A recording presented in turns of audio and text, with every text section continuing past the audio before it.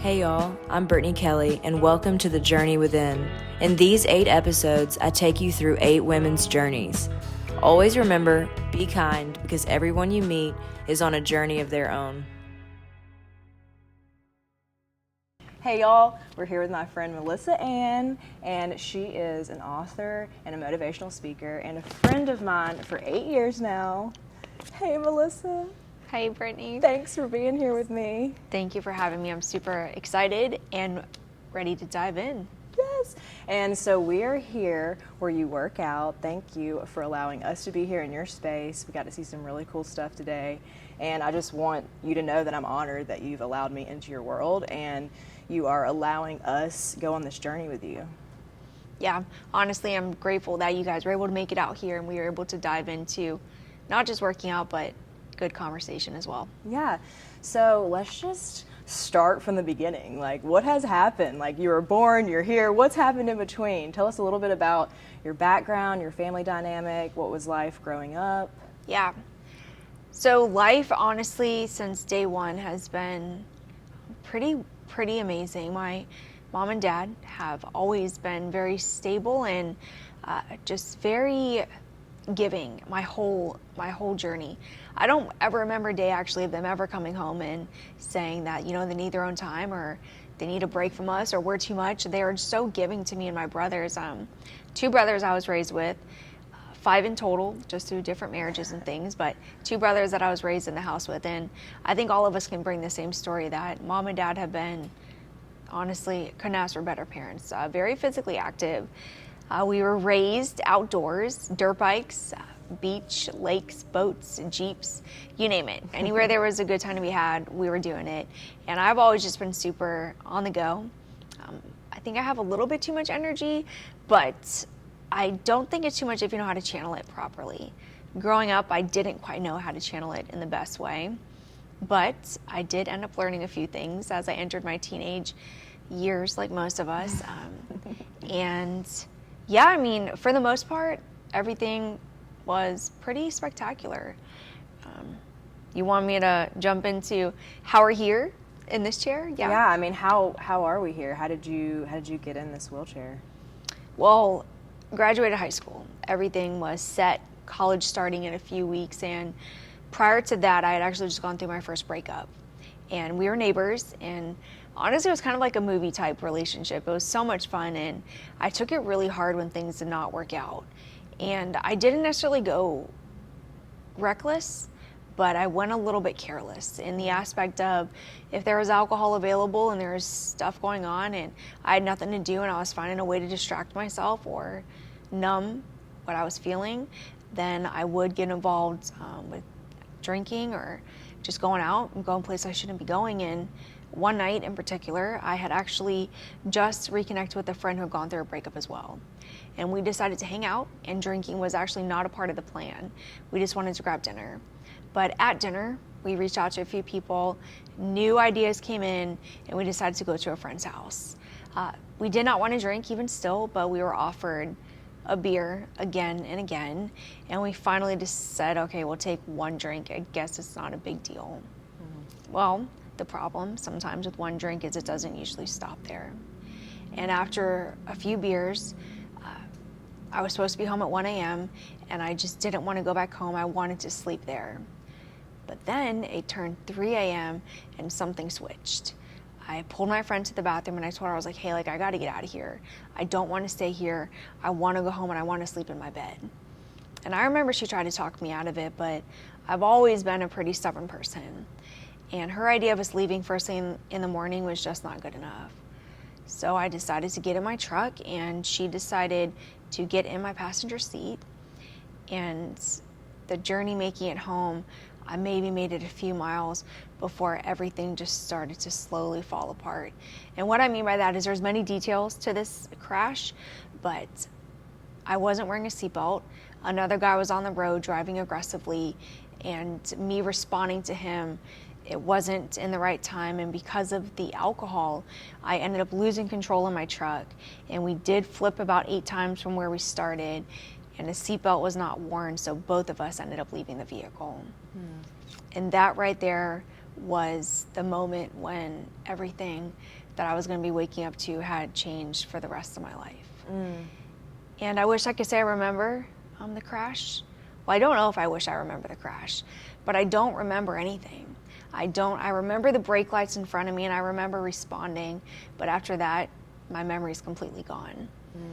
And I ended up being in a coma for 10 days after that. And when I started to wake up, I didn't just, open my eyes and wonder what was going on or even where I was. I had no idea that anything had even changed yet. And I was starting to learn new information, but a lot of the medications and being heavily sedated, as well as a traumatic brain injury, I don't to this day remember waking up from a coma. But there is one thing I do remember, and it was a conversation that I ended up having with God. And I told my mom as soon as I woke up that I felt so stupid. And, she was looking at me straight in my eyes and she asked me what I was talking about. And I just tell her, I was like, I feel so stupid. I kept arguing with God. And I remember she said back to me, like, what do you mean you argued with God? And I told her, I was like, I just kept begging him to please let me go and that I don't want to come back to this. And I just kept hearing no again and again, and I would not stop arguing. And the last thing that I remember is being told that I will live and he will save me and that there's many things I still have left to do. And I didn't understand yet the weight of what that was going to be or what I was even waking up to, but it was going to be one heck of a ride. Thank you for sharing that. I can't imagine, and we're the same age. We're the same age. We're days apart in our birthday, and I feel like I am you. That could have been me. I have ridden many times with people that have been drinking. You just don't think, especially at that age, you're either not going to wake up to a normal life, or your course could be changed in that way. Thank you for sharing that. So when you finally came to, not like when you initially came to, I know you said that you felt a little sedated and you didn't really know what was going on, but when you really came to and you were looking around, how was your mental state?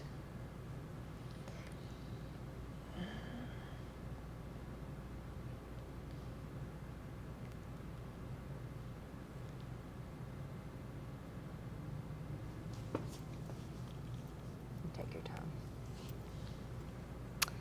Well, I learned that I broke 5 vertebrae in my neck, and I didn't even really know the importance of a spinal cord at that point yet, but I just didn't believe them. I just thought for sure that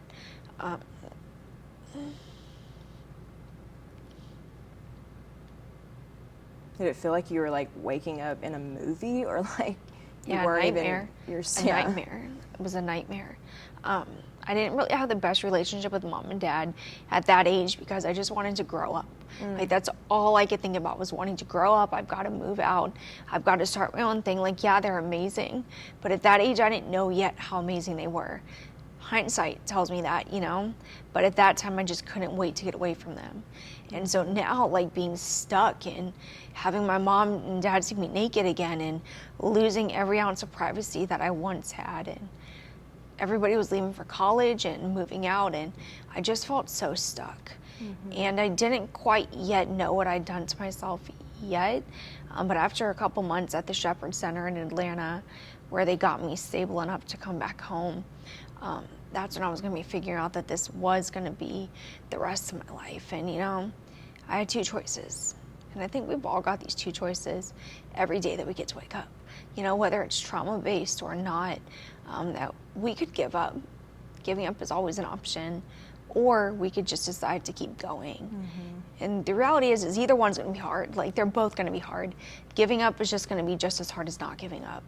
But what if there's something left, What if there's some kind of hope left in this life for each of us? And I did not quite understand it then as a teenager, but now coming into this journey at 14 years and being in my 30s, like, I just see it so differently than I did back then. And I wish I could go back and tell myself that, you know, you're going to be okay. You're maybe not going to get better physically, but God is going to help you get to a place where you just want to wake up again. Because I think that's what we're all trying to do at the end of the day, right? Is get to a place that you want to wake up to. And some of us get to physically create it and some of us don't. But at the end of the day, we've all got our mental health that we get to work on. And, you know, it's just a choice. Do you feel like, you know, during this first year that you were really heavily leaning on your spirituality? Or did you have help, Not yet. with a counselor or a therapist? Or how were you seeking, you know, help mentally? I did go to a counselor, but I wasn't ready for it. It was more negative for me at that point because, you know, she was telling me, and maybe it wasn't the right counselor also, you know, telling me that, you know, you should feel depressed, like you should be angry and all these things. And it was like, it's the opposite of what I needed to hear at that time because my anger was off the charts. Like I was so angry with myself that I just couldn't believe that I did this to myself and that I was the reason why I was gonna have to wake up like this every day. You know, I couldn't wrap my mind around that. Like, just so mad. And, you know, I lost the ability to move everything below my neck, so I couldn't even throw punches at the wall if I wanted to, just to relieve some kind of anger. It was just hard. And I also went to some spinal cord injury support groups, but I wasn't ready for that either because, you know, I'd see these people that were injured 5 years, 10 years, 20 years, and I was like, whoa, like that's not going to be me. Like I'm not going to be paralyzed for that long. So it was more negative for me at that point to be around it. So really for me, honestly, in the beginning, it took a lot of solitude. Like a lot of me stopped trying to be a friend and, you know, pretend like I'm the same way I used to be, like I am. But I mean, I felt so much pressure to be so much more than who I was since I couldn't just, you know, throw a dirt bike in the back of my truck anymore and meet friends at some land or, you know, I just bought a bait caster. I was just learning how to fish and, you know, there's no more of that. And so it was so hard. I didn't know how to be myself anymore. So I needed to just get to be alone for a little bit. And don't worry, I got it. I was alone a lot, actually. And while it was hard, it ended up helping me really just hear God's voice for the first time. At what point did you wake up one day and thought, like, I'm going to use my story and what happened to me to motivate others to hopefully not end up in this position? Like, where did you find that light? Like, where did you find that motivation? Honestly, my mom was a big kickstart to that, and that's mainly because after I broke my neck, my best friend, when I was in surgery, she told my mom that just 2 weeks ago I had called her in the middle of the night and I told her that I had the craziest dream that I've ever had and that I was at a school in this dream and I was speaking to thousands of kids about drinking and driving and also doing drugs. And of course, Kristen was like, but Melissa, you don't do drugs. And I was like, yeah, I was like, I know, but I was talking to them about this stuff and I don't know what I was saying, but they were getting it. I was like, I think I want to do something like that when I grow up. And that's what I tell her, you know, at 2 a.m. one night and never thought about it again. A couple weeks later, the crash did happen. And when Kristen, her name is, she told my mom about that dream, my mom knew that this injury could be something so much more than just something that tragically happened. That I could take this and maybe help other people not end up in my shoes, wheels, all of it, but also just maybe help them find hope in their own journey. And so it's been a growing process from there, you know, a lot of maturity. You know, I can't just, 21 years old, you can only be who you can be at 21. You only know what you know, right? So now in my 30s, I feel like I'm slowly getting to a place where I want to help people with everything that I have. You know, anything that I can give, I want to give it. And so, like, you know, it's just, and I know that you were so young, you know, when this happened, and you just even said it, like, when I grow up, you know, you're saying that as you've already injured yourself. Like, when I grow up, I want to do this. Like, you know, in developmental psychology, we talk about our inner child, our inner teenager, our adult, and then our healthy adult being our highest consciousness. State of consciousness where you can kind of reflect on these inner parts of oneself. So when this happened to you, you were in your teenager, you know, and as a healthy adult now, looking back on your teenager self, what would you tell your teenager self? Wow. I honestly wish I could go back and just grab me by my own shoulders and shake me around a little bit and just say, like, dude, you got to figure it out. Like, you can't keep chasing after these things just to chase a temporary feeling of, you know, not feeling the pain. You got to go through the pain. Like, I was doing everything I could to just avoid it.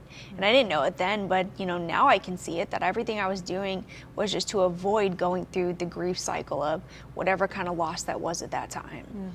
And, you know, for that time, it was a breakup. And even now, you know, being in my 30s, I got to experience and my first adult, you know, relationship failing. I had the teenage one, and now I had my first adult one. And the way that I handled them was just so different. Like, you know, like this time I told myself, like, you got to just go through it. Like, you got to go through the anger, go through the sadness, go through the watching them move on, and, you know, all the things. But this time what was so different compared to the teenage version was I was like, all right, I'm going to go through the pain, but I've also got to keep moving forward while I'm doing it. So I'm going to feel all the emotions, but what can I do to better my life, right? So I went ahead and I signed up for a graduate degree, got accepted into a master's program, and I'll be done this year, 2 more classes left. You know, I just started to move forward with that. I started to reach out to different venues and speaking places to just get out there and educate the masses on what one destructive decision can do. And then I was like, you know what, like, I want to drive again. And I've been working on this for actually 5 years, but it was kind of in the backseat. You know, I was like, oh, like, I've got caregivers. My mom and dad take me places. Like, I was very comfortable. But then I have a friend who's a quad, and he lost his ability to drive after a surgery went wrong, and now he's also a quadruple amputee on top of being a quadriplegic. So he's lost all the abilities that he regained. And I was like, that could be me. Like, that could be me tomorrow. Why am I not making use of every opportunity I have right now? And driving was one of them.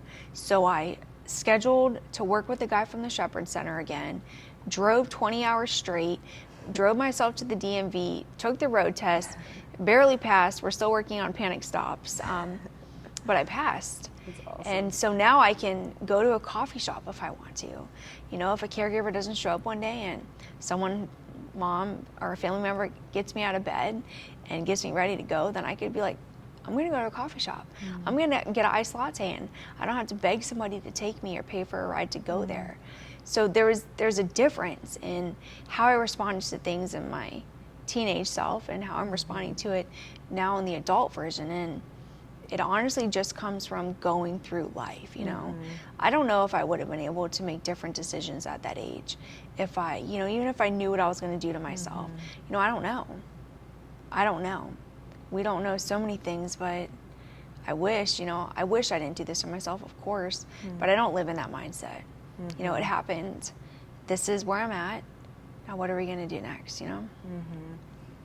So movement, like, we all cherish movement so much, and, you know, us being at this place core where you come and work out, you have chose to continue to move your body even though your physical body doesn't move. Like, when did you start moving? Like, when did you start working out, and what motivated you to do that, and how does that benefit your mental health?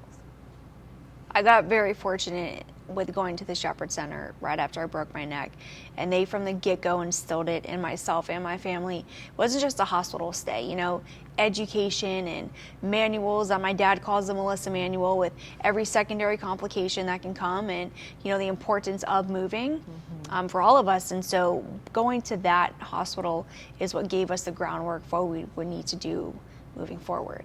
And now I got extra fortunate that mom and dad believed in my movement even more than I did at that time. You know, I was like, oh, I'm going to recover. I don't need to do all these things. Like, I'm fine. But they were like, no, Melissa, like, it's not just about recovery. Like, you're going to the hospital every week. This is not normal.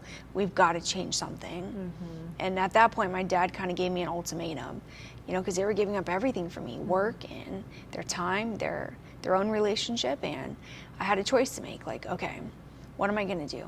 I maybe don't want to spend this time working out, but I'm pretty sure I'd rather not be spending my time in the hospital.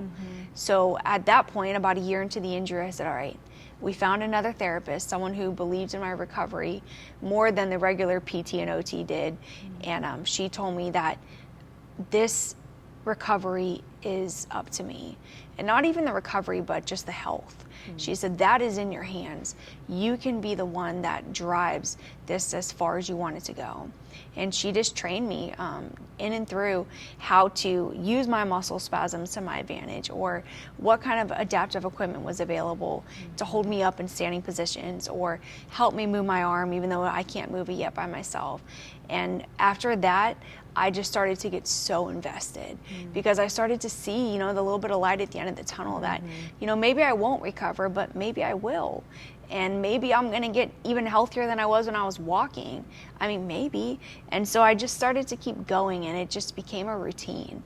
Like, I didn't even have to motivate myself anymore, just because I got so invested in my future and just wanting to feel good that it has changed everything. And I didn't know that it would affect my mental health. Honestly, I didn't even know much about mental health until probably about a couple years ago.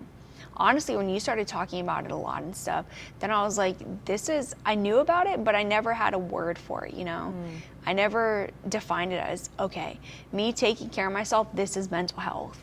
And taking care of my body, as it ties together 100% with my emotional well-being, how I feel about myself every single day, how I can have the courage to just get up and help people want to feel good about themselves. It's linear to each other, honestly. So what are some feelings like when you come to this place, Core, and you work out? Like, I just watched you do a killer workout and it was awesome. It was awesome to see you move like that. I mean, really, the world says you can't move, and I just watched you literally do like some basically Russian twist, sit-ups. Like, those are wins. Yeah. Like, those are really big wins.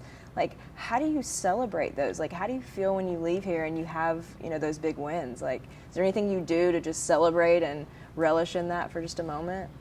I used to more than I do now. Just because I'm used to it, right? Like, I feel like I've been moving like this the whole time. Honestly, Yeah. I haven't, but I feel like I have. But sometimes I will be like, you know what? We're gonna stop at this coffee shop on the way back home, or I'm really craving a pretzel with some beer cheese, and it's usually food or coffee related. But I just thank God. Honestly, I thank God that I can be injured in a time when there are resources like this available. And I'm not just stuck sitting in a wheelchair that doesn't move or, doesn't move me. And I'm so grateful. I can't believe that God chose me to live like this. And that's not even the right words. God didn't choose me to live like this. My own decisions put me here. But God has allowed me to find the resources that are available. And because of that, like, I don't even know how I celebrate. Music, I love music. Music is always on. My mom might say I listen to a little bit too much. But I don't know. That's a hard one to answer. I love that. I love that so much. So I want to talk about your book a little bit, because when you sent me your book before it was published, number one, I felt so honored that I got to read it before the world got to read it. And I finished it in like 2 days. I mean, it's a page turner. Can you just talk a little bit about your book and what that process was like, and if someone's watching this that may be interested, what they can expect from that? Yeah, definitely. I used my little hand right here to write it, and I just keep my iPhone on my armrest usually, and just one word at a time, and thankfully a little bit of Siri dictation. I got that thing written, and it was really hard. It was hard because I don't think any of us, our first choice in the morning is, I want to relive my past, I want to relive the things that hurt me or helped me, or, whatever it may be. And I had a really hard time with it, honestly. But I took a trip with some caregivers, and I just went somewhere completely unfamiliar, and I just detached myself, and I said, all right, I'm going to write, because, some people read, not everybody reads, but there's so many ways and avenues to help people that I figured, okay, writing might be one of those outlets. And I actually never read a book prior to high school. I just stopped reading because in my head I was like, oh, I can't turn pages, and I know I could use an ebook, but I was like, I just wanted an all in or all out kind of person. I wanted to turn pages or not do it at all. So I actually didn't read a book, and I was grateful for that because it helped me in writing my book just find my own voice, you know, and not copy, but just be my own self. And so I just started writing, and the book journeys through when I'm 16. That's how it opens up, and it goes all the way till 10 years after my injury of just, it's a memoir of straight honesty. There's some juicy stuff in there. I try too. not to hold too much back. There's some juicy stuff in there. Yeah, we're working on book number 2, so hopefully that one's gonna be a little bit more juicy. Can't make any promises though. But yeah, I'm glad that you enjoyed it, and I do hope that it helps people find the beauty in the ashes. I know, it's such a gift, honestly, to the world. I love the book. Like I said, it almost feels like you're like hanging out with your friend, you know, like the way I love that you just explain that, because that makes total sense. Because a lot of people, when they're writing, you know, they look at other people's memoirs, they see, you know, even like, you know, the structure of it or whatnot. Yeah. And when I was reading your book, it just felt like I was just hanging out with a friend, and she was just kind of telling me, you know, her life story. And was that therapeutic for you, writing that? I know you said it was hard, but was it almost therapeutic in a way to recount those details and get them down on paper? I would have to say yes, definitely. I didn't even know it would be therapeutic, actually. I honestly just did it not for me. Even with speaking, I don't do it for me. Like, I hate telling my story sometimes, and not because of any other reason than it's just, you know, repetitive. Like, you know, like it's again and again the same details. But I just remind myself that it's somebody's first time every time to hear these things. And I think a lot of us need that reminder that while we get so bored with, you know, the stuff we create or the stuff we do, like, you never know who it could be touching. And to let them see God through you, like, that's one of life's greatest gifts right there. You know, victim or vessel, right? The choice is ours. And I'm going to do what I can every day just to try to keep being a vessel, just to help people see that same hope in their own journey. I love that so much. Well, thank you so much, Melissa, for recounting this journey. I know it's just a small part of your journey, but it's so meaningful, and I'm just honored to be sitting here with you and just be able to have this conversation with you, and for all of our viewers here too. So thank you so much. Thank you, Brittany. I appreciate it.